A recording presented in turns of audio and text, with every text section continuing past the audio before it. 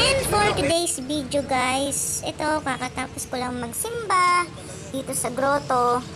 Dito yan sa may San Jose del Monte, Bulacan.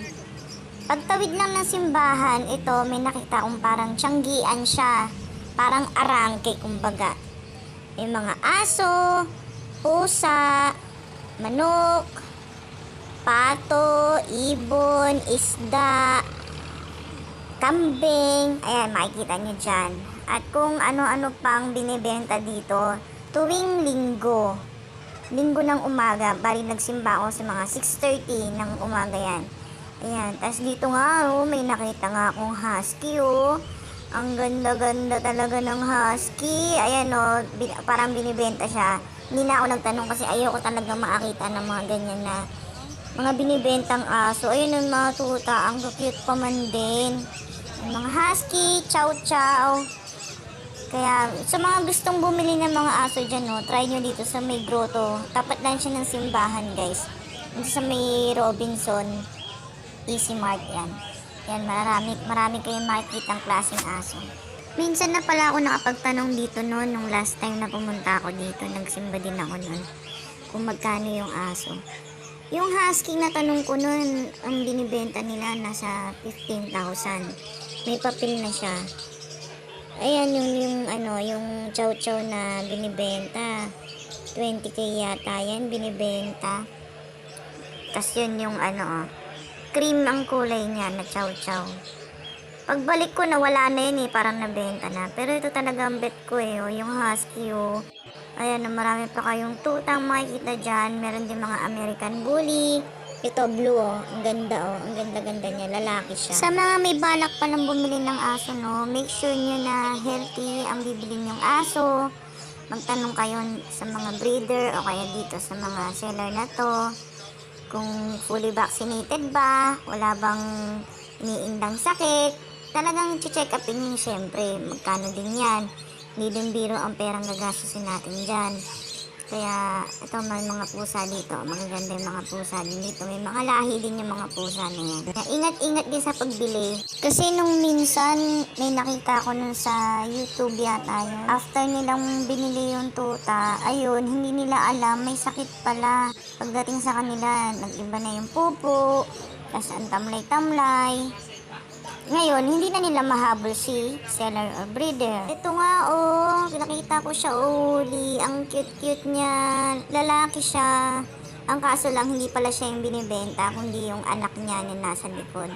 Babae nga pala yung binibenta niya. Akala ko nga binibenta doon, kundi, ewan ko na lang talaga. First love ko kasi talaga itong mga husky na to, kaya nga ako nakapabili ng husky.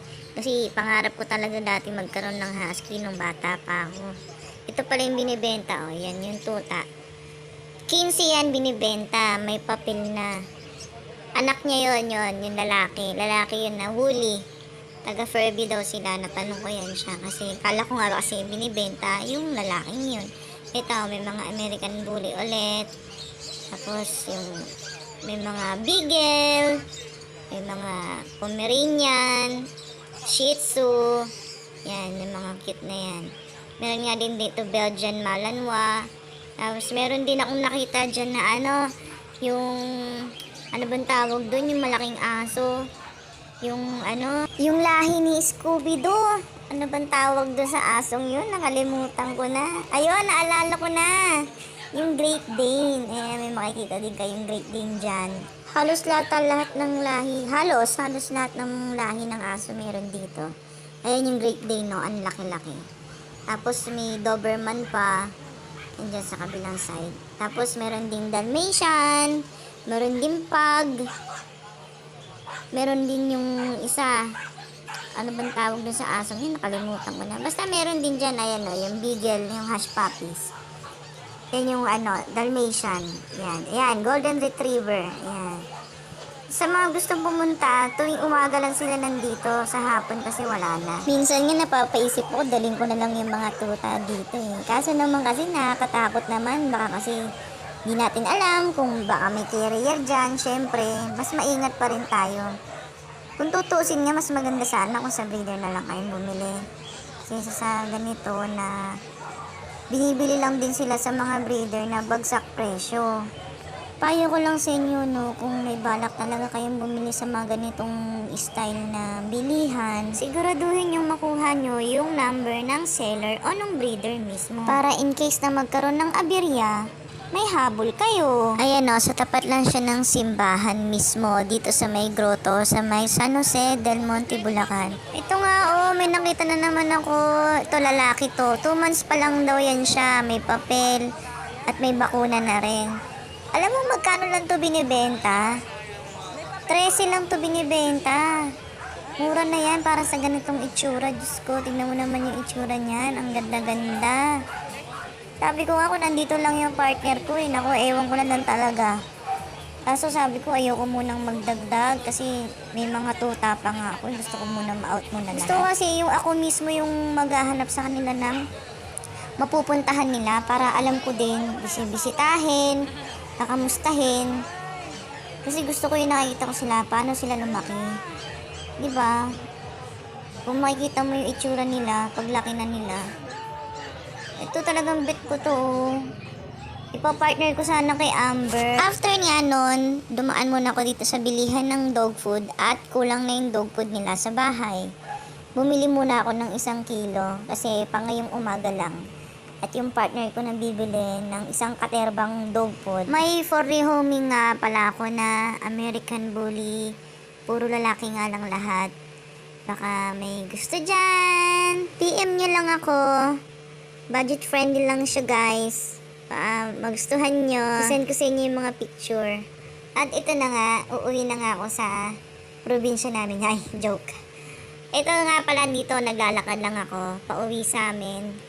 Kasi mahal ang pamasahe. Hindi, actually, wala talaga akong perang pampamasahe. Hindi, exercise lang din talaga to. Siyempre, para kahit pa paano, makapag-exercise naman tayo sa paglalakad. Dito ako lagi nag-exercise sa likod ng subdivision namin na, alam mo ba yun, yung parang may portal. Kasi ba naman, yung papasukan mo, tignan mo naman kung gaano kaliblib. Kahit na may mga bahay-bahay dyan, sobrang tahimik, tapos sobrang mapuno. Tapos yung lupa, akala mo yung pag nabasa, yung nagpuputik talaga. Yung talagang as in, probinsyang-probinsya yung dating talaga. Tapos may mga kasagingan kung tawagin sa amin. Yan, puro saging-saging sa paligid. Tapos, napaka liblib yung dadaanan mong shortcut para makarating dun sa bahay nyo. Diba? Ang saya lang tingnan kasi para siyang nasa yung may hidden na lagusan. Naalala ko tuloy yung palabas na, ay yung cartoons dati na Mary at ang lihim na hardin. Char. Ito nga, nakasalubong ko pa itong mga tropa ko dito na mga aspin. Akala ko nga, habulin ako kaya binidyohan kong patalikod.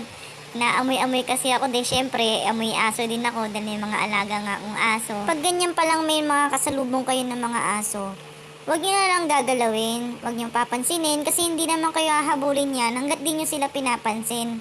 Diretso lakad lang kayo. Kasi yung iba nakikita ko, sinisipa nila, binabato nila, kawawa naman, may buhay din niya. Thank you pala sa mga nanonood ng videos ko at umabot sa ganitong kahaba ko ng videos na hanggang dito sa katapusan ay nanonood pa rin.